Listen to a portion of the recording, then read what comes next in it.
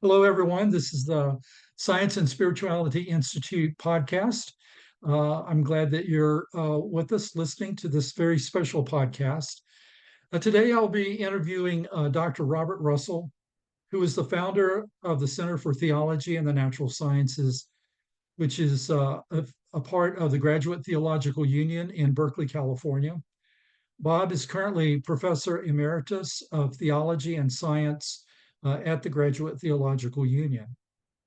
Now, I need to make a bit of a full disclosure that my journey in the area of science and faith, throughout that journey, Bob has been my mentor and my model. And I have so much respect for him and for all that he's contributed to this area. And I feel especially privileged that he has agreed to be a part of this podcast. He was in my doctoral studies. He was on my comprehensive committee and my dissertation committee. And for 3 wonderful years, he was my boss when I worked at the Center for Theology and the Natural Science. And so he's been hugely influential in my life. Bob, welcome to the Science and Spirituality Institute podcast.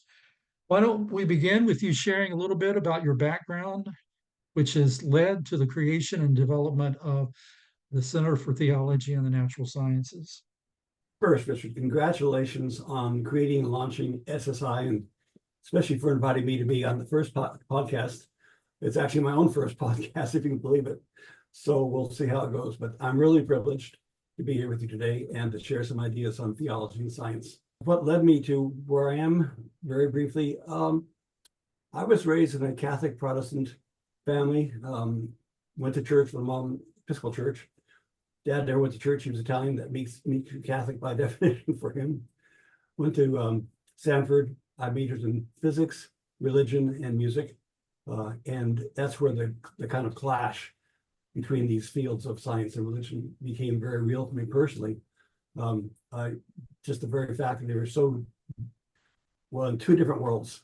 It was really hard to see how you could bridge them. Went to seminary at the Graduate Theological Union, 1968. The best thing there was I met and married my wife, Charlotte Ann. We've been married 55 years and have just a wonderful relation to thank God for. Studied theology extensively at PSR. Couldn't find anyone of the major theologians like Tillich or Niebuhr or Randolph, Ron or whatever, who had really bridged this two worlds view I had of science and religion. So I decided to go on and get a PhD in physics and work on it in the lab. And I spent 6 years getting a PhD at UC Santa Cruz, did cosmology as well as solid state physics. Went to Carleton College, where Ian Barber was.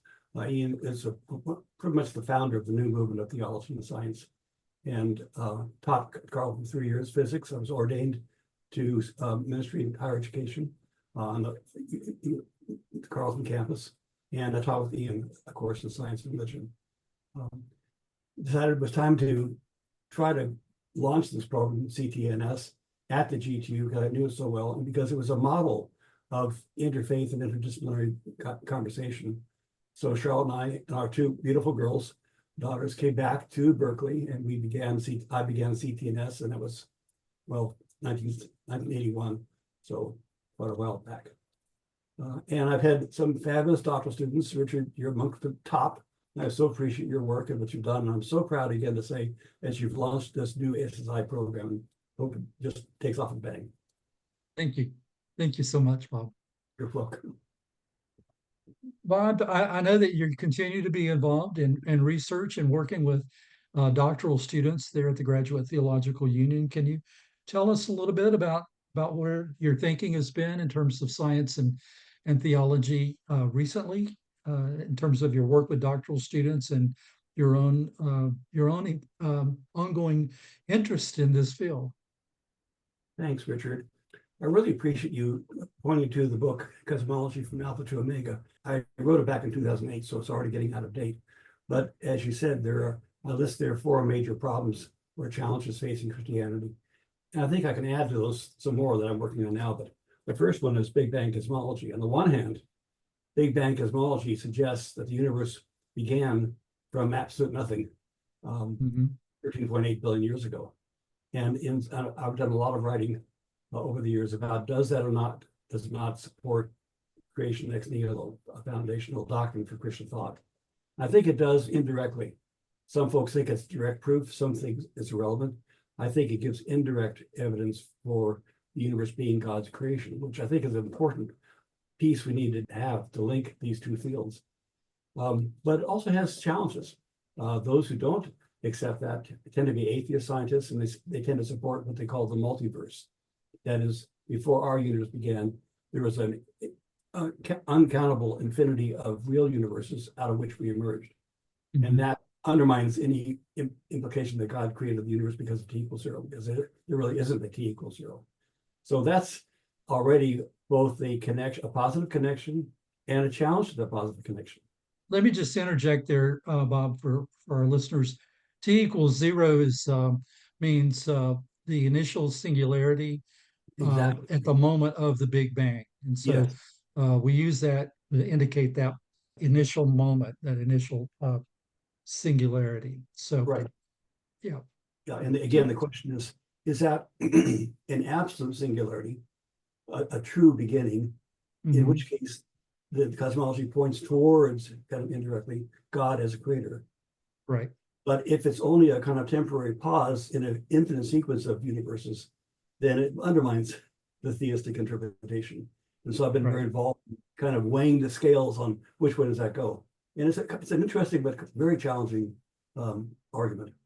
Okay, the second one is what really arose in the Enlightenment in the West, a reductionistic and materialistic philosophy of nature. Basically, think Descartes, probably the best example. Right. Or Newton too. Basically, it says if mind is real, it's not part of the material world. It's a kind of view of the universe as a dualism of mind and body. And if Right. that's the case, how do you account for the experience we have of being an embodied mind or a body with the soul? Hard to Right. understand how to work in a materialistic worldview.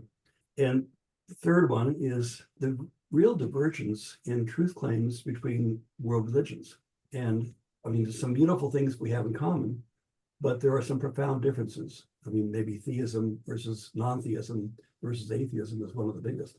So how do you Mhm. deal with that? And what role does science have in that? And then the fourth is the existence of both moral evil, namely sin, right? Sure. Which I confess, but also what came before humans emerged on Earth. Is there a kind of natural evil, something that isn't sin, of course, but is tragic and in a sense demonic? So Right. because For natural evil. So I think about things like hurricanes and earthquakes, and we're recording this just a couple of weeks after Hurricane Helene went through and did so much damage. But also, natural evil could include the whole process of evolution. Could you say a little bit more about that? yeah, exactly right, Richard. It does include tidal waves, hurricanes, meteorites, sort of physical evil or evil at the level of physics, and also evil at the level of biology. So the predator-prey cycle, nature red in tooth and claw. Right. Have to work carnivores. I mean, that can't be what God really intends, and yet we're here. So how do we deal with it? So on the one hand, I'm not saying that a lion eating a lamb is sinful, of course not, but it Right. is something. There's something broken about it. It's not the vision of the new creation that we have as Christians. So how do you work that out? And my term for that is evolution of evil. It's a shorthand for saying, well, there are levels of brokenness or fallenness. It didn't all begin at the t equals 0 of Adam and Eve, because there wasn't one. It's embedded all the way back. And in a sense, it's even embedded in physics, because physics has to be the way it is for that to be the evolution of life. And that, so it just broadly expands the problematic of evil from what's horrible, not moral evil, obviously, but which is even more in some way compelling and tragic, because it exists even where there isn't free will to be blamed for it. Correct. Where's God in all that? exactly. And I think from a Christian perspective, it takes on even a greater urgency because we understand God to be a loving God. So how could a loving God have created a system of evolution that is so red in tooth and claw and in which there's so much suffering, pain, and death? Exactly. Um, Let me just say one really interesting response to that from Christopher Southgate, and I've contributed to this too, is his argument of kind of a necessary process that takes you from physical evil all the way through moral evil, because that also requires the possibility of free will. And free will, I mean, it's the agent for the problem. And what his argument is, if you embed that in the eschatology, the hope for a new creation, where there is genuine free will and blessedness, his argument is the only way you can get free creatures, truly free creatures, is through an evolutionary process. So you need the universe as we know it to be the place where creatures capable of genuine existence in God's heaven can arise. And it's a very interesting argument. I mean, I could say more about it if you like, but it's a way to respond to the question of why not just heaven? Why didn't God just create us as heavenly beings? And his argument is that you really can't create creatures with genuine free will unless they have the genuine process of wrestling with their choices and their consequences. So it's a consequentialist argument of free will. If I'm understanding you correctly, Bob, what you're saying is uh, he's saying that evil inevitably um, enters the picture whenever there's freedom, because part of that, sometimes that freedom is abused or you know taken advantage of, and so part of that process inevitably, if there's going to be freedom, there's also going to be evil, I guess is the way to say. And it just to make one more level of complexity, that's true. But you and I as Christians also believe there is a way to be genuinely free without sinning, and that's called heaven. So why didn't God just create heaven? And he has a long and interesting, really quite compelling argument that you really wouldn't be genuinely free if you didn't have a history of gaining freedom, of practicing freedom. And you do that in the conditions of the world. That's a very profound argument. And, Bob, we've just talked about the four challenges that you identified in your book. And you still see these as challenges today, right? Oh, yeah. All four of them? Absolutely. Do There are you new see, ones. go ahead. Well, there are new ones too. That's where I was going. Tell me what new ones you see. We think alike. Well, we're just completing a 3-year grant from the John Templeton Foundation to explore what we call virtuous AI. Can artificial intelligence, is it capable of being virtuous?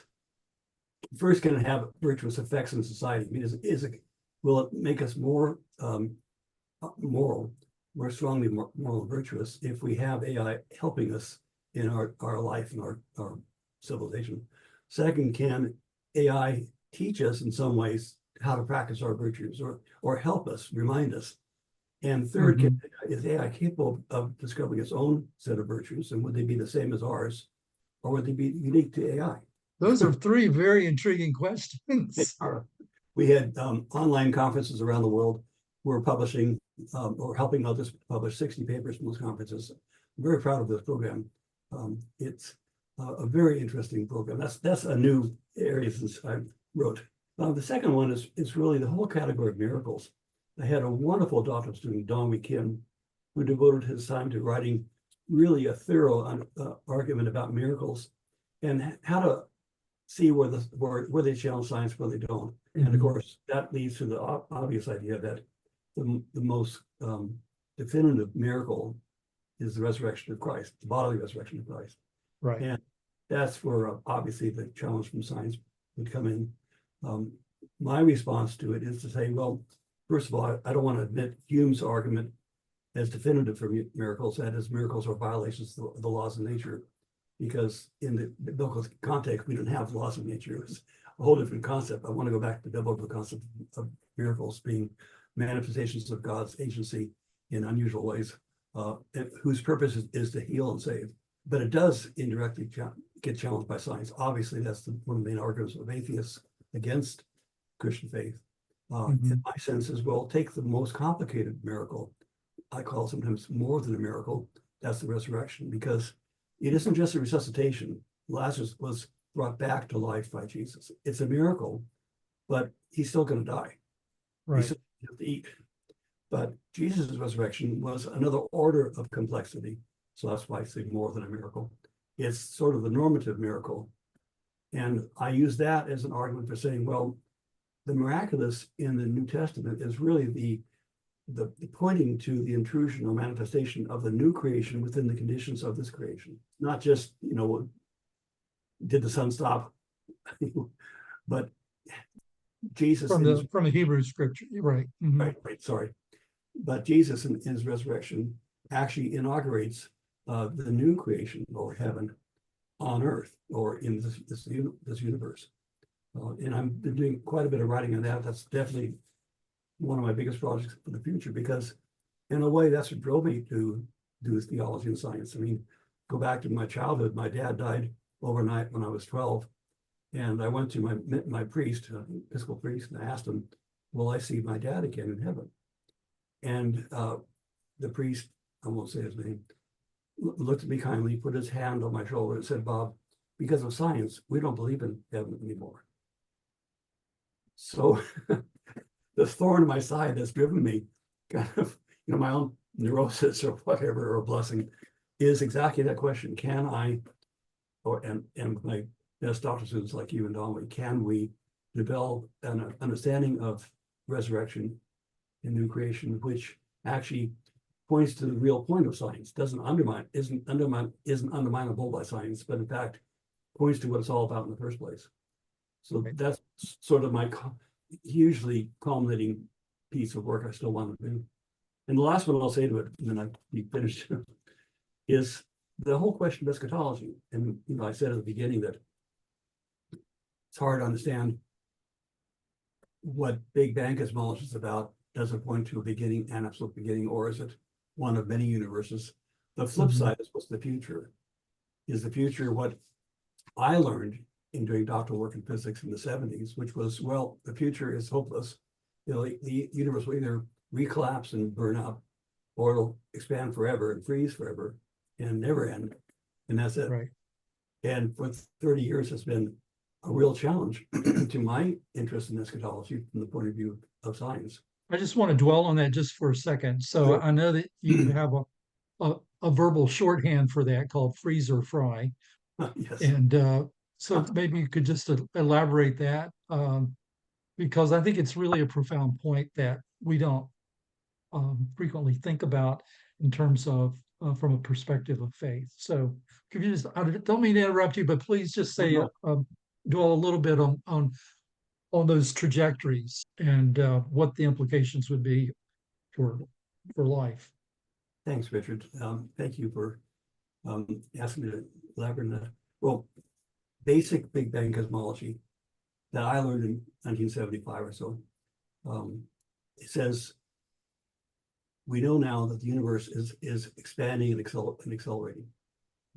It's expansion. So, or it's expanding, sorry, said it wrong. It's expanding and slowing down.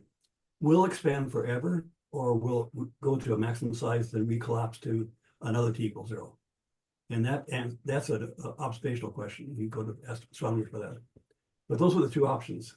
And in either case, will there be life in the far future? Because the universe will either reheat indefinitely, or will cool down to absolute 0. And for me, probably the only person that's a GTU, for me, this has always been, in a sense, the severest challenge to Christian faith. And I say to all theistic faiths of some kind, not non-theistic faiths and not atheistic positions, but certainly to the theistic ones, the three monotheisms, for example.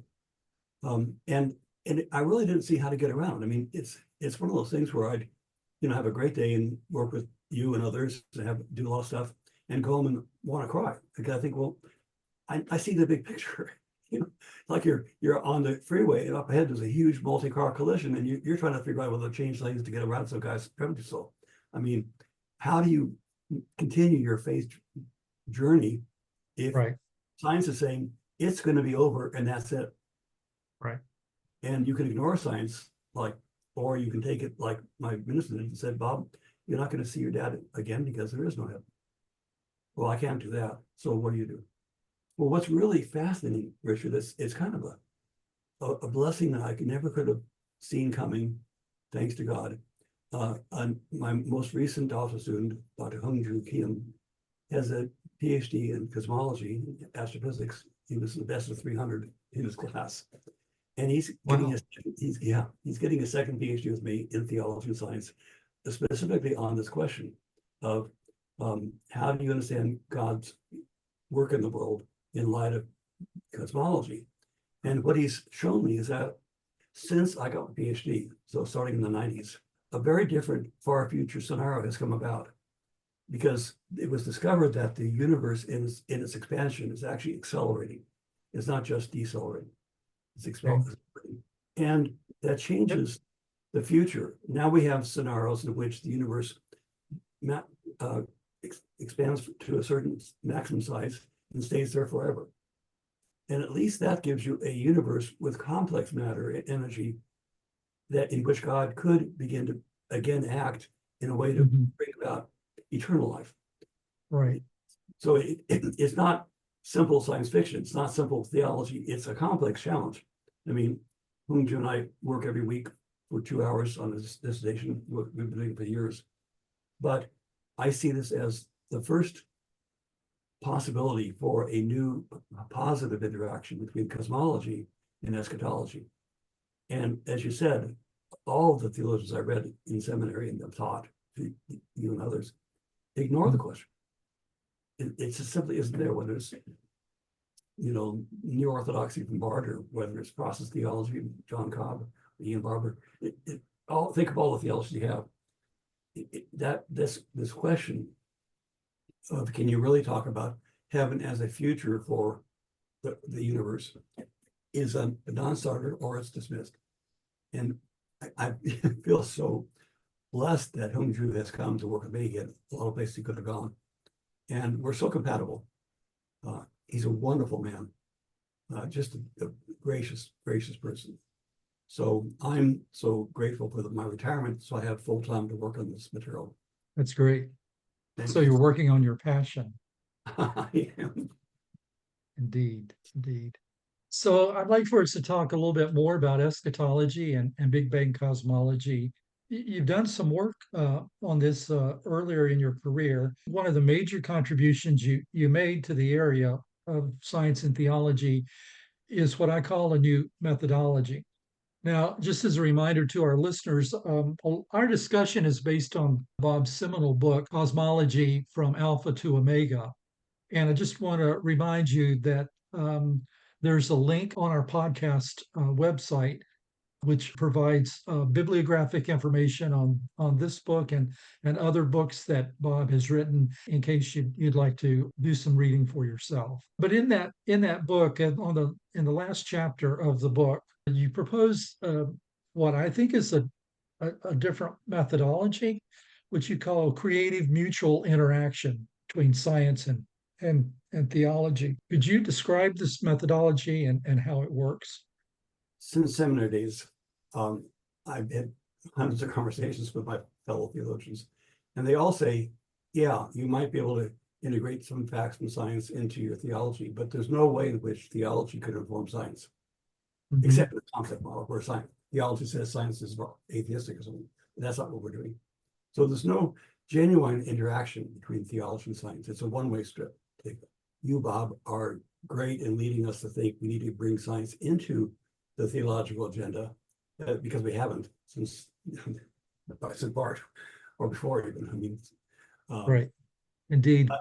But scientists can't learn from anything we're doing, and to think otherwise is to put you back in conflict. You don't want to do that. So, right. One of my if resurrection eschatology is the central theological topics for my work in theology and science, The relation in general between theology and science is the other one, the other central topic. Okay. That is actually make a case that that theology, mediated through philosophy, can have a positive bearing on science. Well, what I've always realized, but it's been very hard to convince people, is that just look at the history of science in the 20th century. Mhm. The debate over quantum mechanics and physics between Bohr and Einstein was a really philosophically motivated debate. Einstein was a determinist. He believed that the laws of nature are there and they determine the future of nature. Bohr believed very deeply in the uncertainty principle of Heisenberg, saying that in fact nature is not causally sewn up and the future is only a prediction. You can't really even explain how the processes work in complete detail in a realistic setting. So that debate, although it was discussed in terms of physics, obviously they're both outstanding physicists, it was Right. motivated and shaped by their philosophical views. And if you read the papers carefully, they'll say that. That's very clear. Einstein was famous for saying God doesn't play dice, which is a code for indeterminism is an illusion. Right. So what I've done is do a lot of studying in the philosophy of science and in particular these debates to see how the philosophical and really religious theological views of leading scientists influence the choice they make in what problems to work on and how to work on them. So that to me is a classic example of theology and philosophy influencing theory construction and theory challenging in science. Right. At the foundations of physics, really, that's where they were. Exactly right. Exactly right. And you see it immediately, Richard, but I won't tell you how many of my dear and beloved colleagues just kind of look, their eyes glaze over and they think, well, that doesn't make any sense. It's a one-way street. One of the arguments I make is, we live, as you know, of course, in the Bay Area. And if I turn to my left from where I'm sitting in my den and look out the window, due left, there's the Golden Gate Bridge. And so I use the bridge as a metaphor for CMI. That's why it's on the cover of our journal and everything. Because what a bridge does is it leaves both San Francisco intact and Marin County intact. It doesn't try to move the mountains around and connect them. It leaves them intact, but it provides a safe way across between them. And in fact, it's two-way. Exactly. All the elements. It leaves the fields, theology and science, what they are, but it provides a way to take the discoveries of each and connect it and travel across the bridge and bring them to each other. And in a way where you don't run into conflict because you've got a centerpiece that divides them. So I use that model and I compare it to Ian Barber, my mentor, who was a process theologian and physicist. And his idea was what he called integration, which is that you put both science and theology into the category of metaphysics. Metaphysics is the embracing category, and it unites the two into one worldview. So that'd be like saying, well, I'm going to push the San Francisco and the mountain of Marin County together and have them collapse into one city. Well, I don't think it makes much sense. I'm thinking, kiddingly, Ian was the dearest man in the world. And he really created the modern field of science and religion. But I really mean that where he says, you want to go beyond dialogue, you want to go through to integration, and he uses Whitehead to do it. My Dominican friends use Thomas, of course, who uses Thomas Aquinas. Exactly, Thomas Aquinas, who uses Aristotle.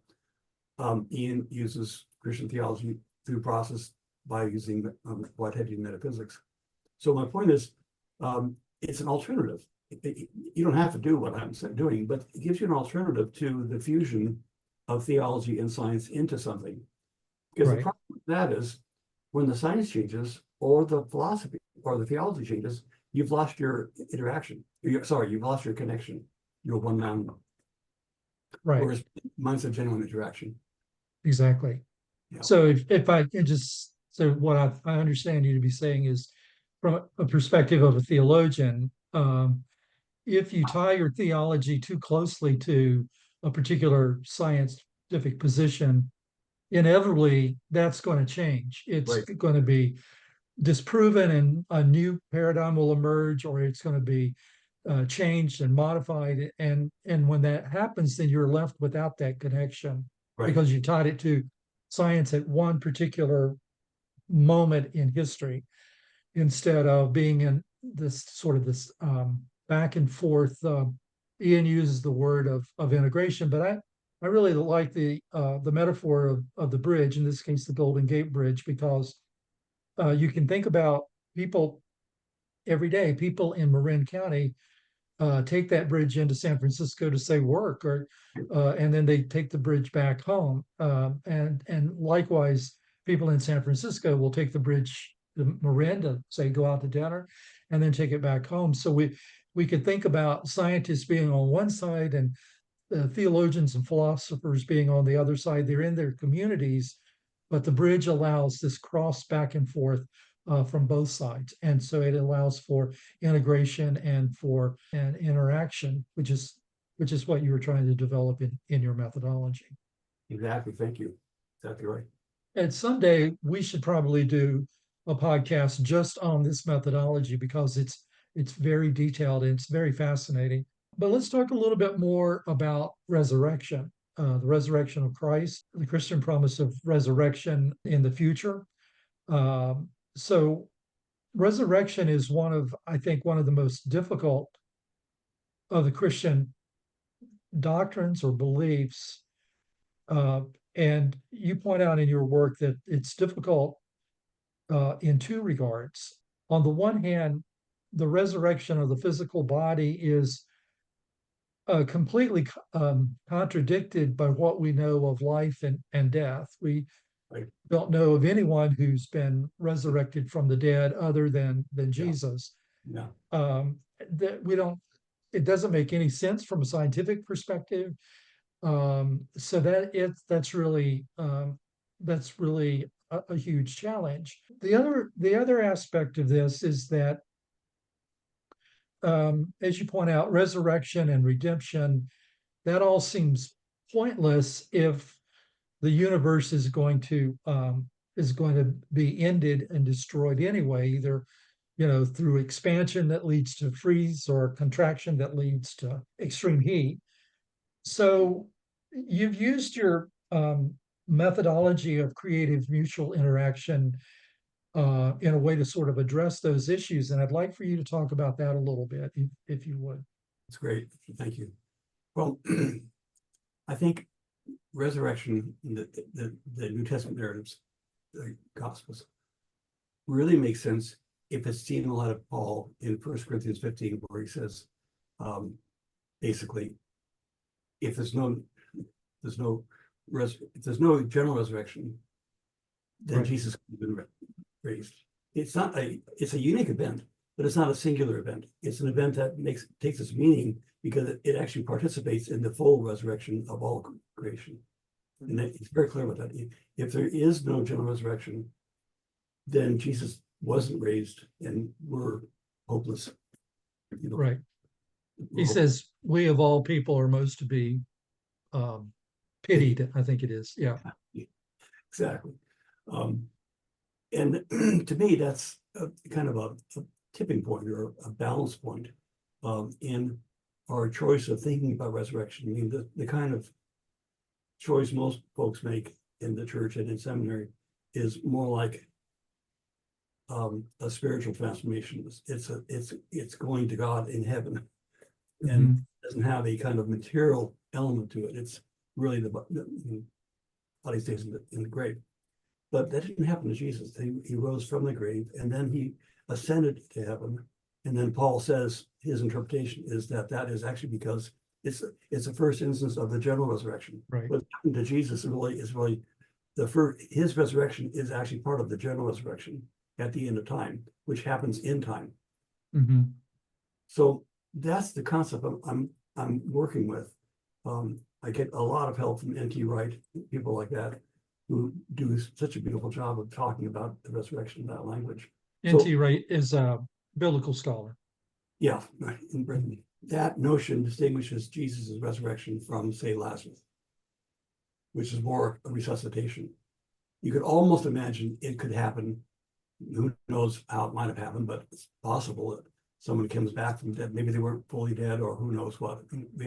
The Catholic Church talks about that. If you perform 2 miracles after you're dead, you're a saint. I mean, it's also so. But the idea of eschatology that is so normative for the Bible, it tells you what it means that Jesus was raised. It isn't just the empty tomb. It's that he actually ascends to heaven, or as N.T. Wright says, heaven comes to earth. And you see that in the book of Revelations at the end of the Bible, the New Jerusalem descending. It's those metaphors and ideas that I try to work with to give that contour or that texture for what I mean by resurrection, not just the event on Easter morning. And so then I try to apply that to the universe. What would that mean? And I use CMI. It means that on the one hand, the theology of that resurrection, general resurrection, has to be affirmative of all we know about the universe from science. We can't reject anything we know about the universe. It's all got to be true somehow, but it's not adequate to it. There's got to be more to it than that. And so that's what I deal with in that book. Thank you for mentioning it several times in the last 2 chapters. It's a preliminary essay, but I've worked on it since then. But it's a way of saying that, on the one hand, a theology of eschatology has to take Big Bang Cosmology or whatever replaces it with utmost seriousness. But it won't get us answers in Big Bang Cosmology. Unlike some scientists who said, well, there'll be supercomputers in the future, or there'll be some way in which the future will gain all information from the present, and that will be resurrection. Obviously, that isn't the way I think about it, but that's because they're trying to compress the complex view of resurrection and eschatology from the Christian theological point of view into the categories of science. Or they're ignoring them, as Bart did, and saying, well, we can't gain normative knowledge from science, only illustrative knowledge. We gain normative knowledge from scripture and tradition. It's a really complex problem. I've thought about it for decades. I am writing on it now, finally. And I'm so grateful can you imagine, just in the middle of my retiring and turning full steam into these questions comes along, Hung Ju comes along with his incredibly distinguished work in Big Bang Cosmology, and an absolutely dedicated Christian. And we just, it's a blessing. It's a miracle in every sense of the word. So I'm excited. Stay tuned for 5 more years, and I hope I'll have something to tell you about. Okay. Well, I think I'll definitely stay tuned for 5 years from now to hear more about that. But I think, from my perspective, you've already made a lot of progress on this question, and it comes out in that essay that I'm talking about in your book. But you talk about what's important to your argument, at least as I understand it, is your understanding of the resurrection as pointing to the eschaton, that is the end of times, when there will be a transformation of this present world into what the theologians call the new creation. Right. I'd like for you to talk a little bit about the new creation. And before you do, I just want to point out that you have, I think, an ally in this in John Polkinghorne's work. Polkinghorne has worked on this issue as well, and he proposes that, let me just say that is traditionally in Christian thought, there's been creation ex nihilo, which means, it's Latin, it means God created out of nothing. Creatio continua, which means that God's continuing the work of creation even now and today. And Polkinghorne proposes creatio ex vettere, creation from the old, which is just another way of saying redemption of this world. And so can you just talk a little bit about that and about how that's figured into some of your work? Yeah, John was a good friend, and he's an amazing man.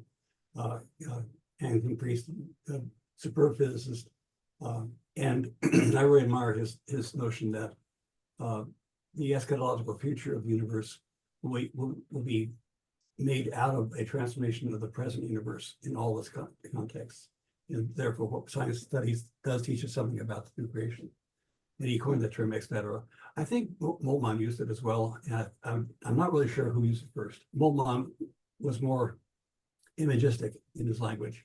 John was, being a physicist, was more realistic in his language. So it helps me to focus on John's work, but Moltmann is definitely a contributor to it. And it does mean as I said before, it's an argument against the two worlds view that, well, this creation doesn't really count because it's a totally new creation. It'd be like a second ex nihilo. Whereas what major theologians, I mean, Paul Tillich is a good example, will say there's only one ex nihilo within which you have evolution or continuous creation. And then John and I say, and within which we have new creation out of the old. So it's an evolutionary perspective, but it's a radical evolutionary one because evolution isn't enough to give you the resurrection of Jesus. Neither of us, John's gone now, but neither his writing nor mine so far have really done much more than that. It's a very hard problem to conceptualize, but I think CMI helps me do it in a way where I can honor science and theology without rejecting one or the other, and try to think of a way of talking about this transformation of the universe.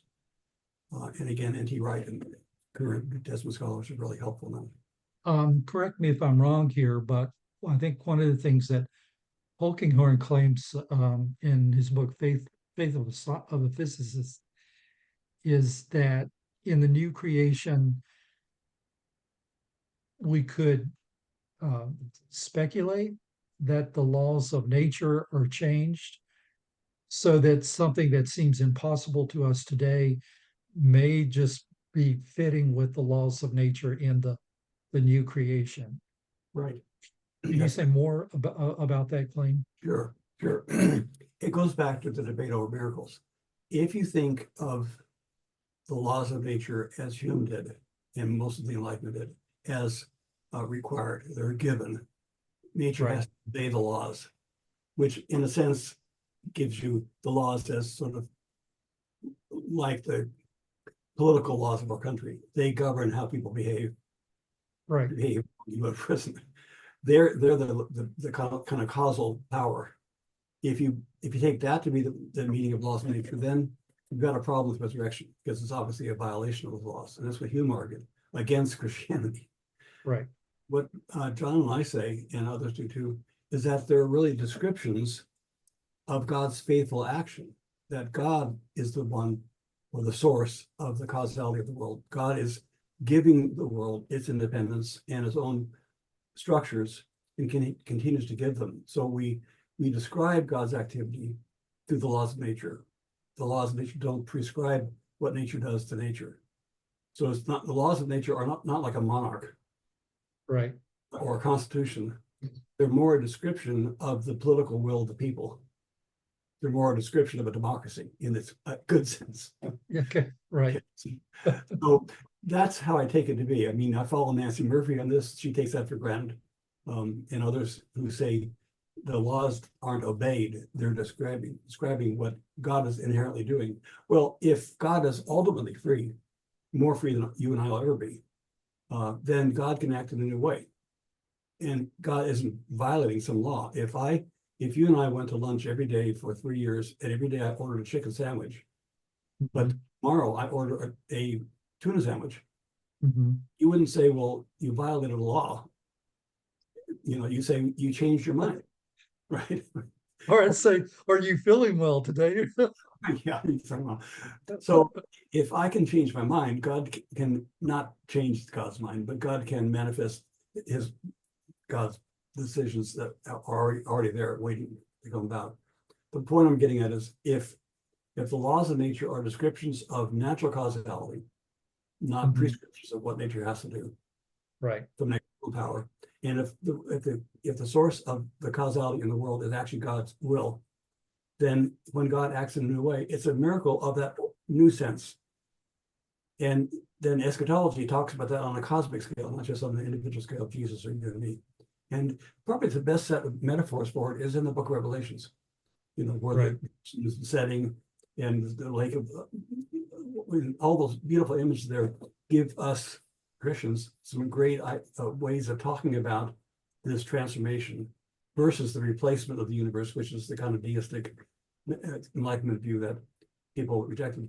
Even Tillich accepted that, but only in the last few pages of his 3-volume systematics, where he says, the term for that really is panentheism. He says that, yeah, the universe will be taken up into the reality of God, but it's only at the end of the universe, at the eschaton. Right. And so, and the reference there is the 21st chapter of Revelation. Yes, exactly. Thank you.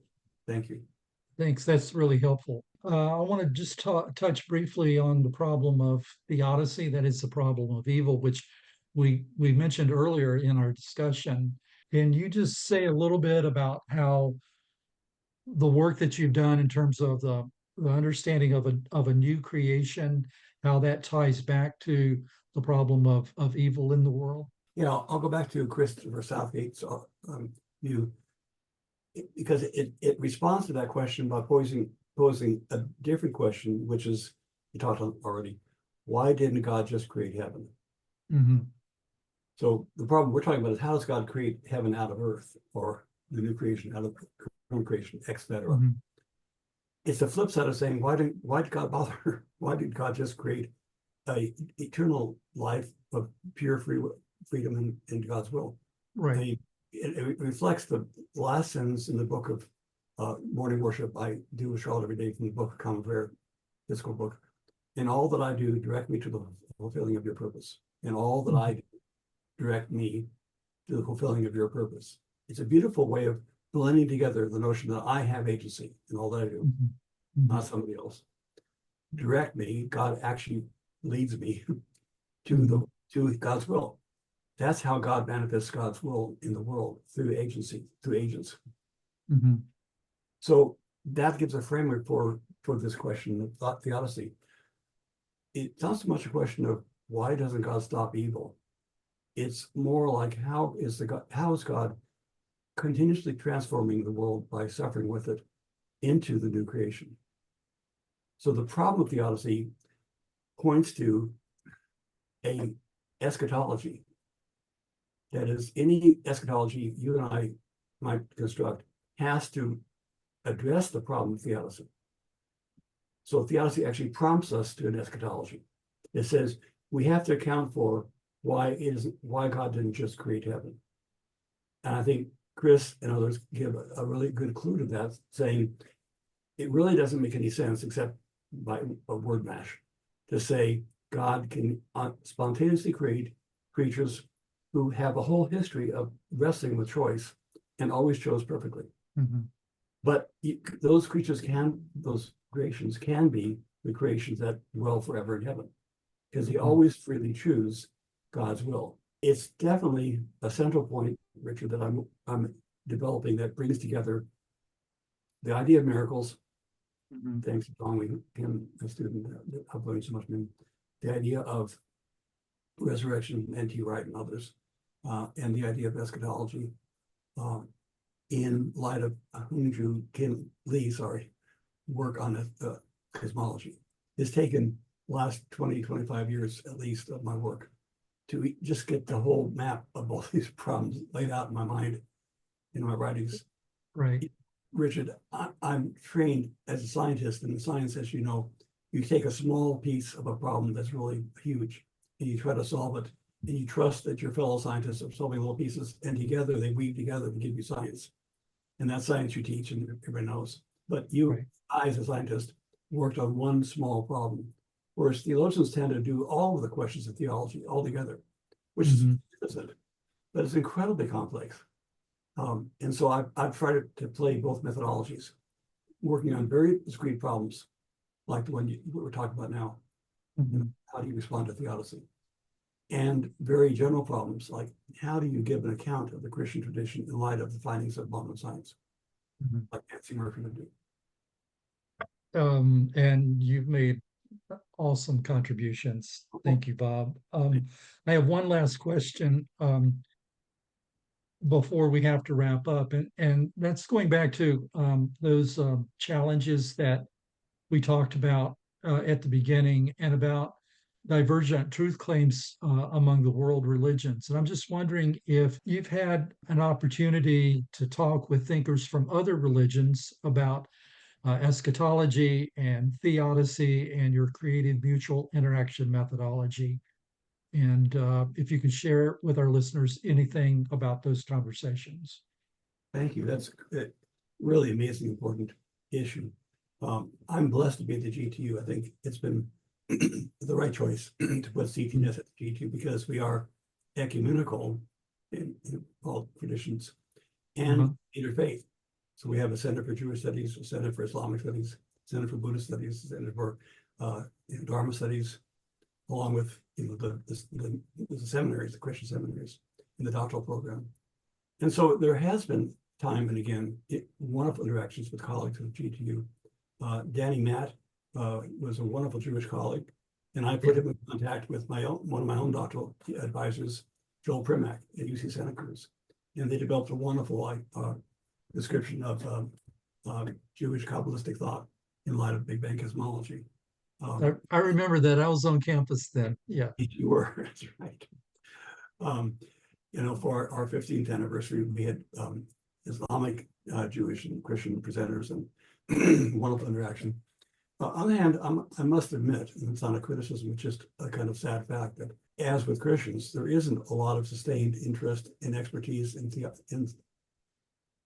theology writ large in these communities. It's hard to find people who will do it. So we've had some wonderful people through our fellowship program come in, but there are many from the three monotheisms. Although there are colleagues from other traditions, that needs to be developed more. There's no question about it. And I'm hoping that our new director and Barbara Chair, Braden will help us do that. I think he's a really good new director, and I'm glad to pass the baton to him. There's also just some rich ideas I've gained from those interactions. I mentioned the Jewish Kabbalistic thought already. That's one. The difference in the ways the three monotheisms treat human nature and the spiritual life, the problem of evil, the question of divine will, and free. Those are all really good questions. That the concepts of new creation. I'd like to find a way with Braden's help to develop those ideas more thoroughly at CTNS. Here's God will give me remaining and to pass it on. I think that's one of the magical parts of GTU is it's got such a diversity of religions, and we work together so well. The 5 centers have their offices right next to each other now in the library. That's great. Yeah, it really is. It's really good experience. Yeah. Well, thank you. That's a promissory note for the future, a nice note to end on. And so, Bob, I want to just thank you for spending some time with me today and for talking about these issues that you and I are so passionate about. And you have made such a major contribution to the area of science and faith and spirituality. And I'll forever be grateful for the influence that you've had in terms of my thinking and my life. So thanks for being a part of Science and Spirituality Institute podcast. I'd like to interview you again sometimes in the future. And I wish you a lot of luck with the work that you're doing now on miracles and on Big Bang Cosmology. And I look forward to hearing about about the results, the fruits of that work that you're doing in future essays and books. Thank you so much. Richard, congratulations again on founding SNI. And thank you so much for choosing me to be on this podcast. It's been great. I miss you. It's been too long since we were together. I hope we can find ways that in the future our paths cross more. Thank you for your really thorough and careful reading and treatment interpretation of my work. It's a real privilege that you've done that. Thank you. Thanks, Bob. I miss you too. Me too.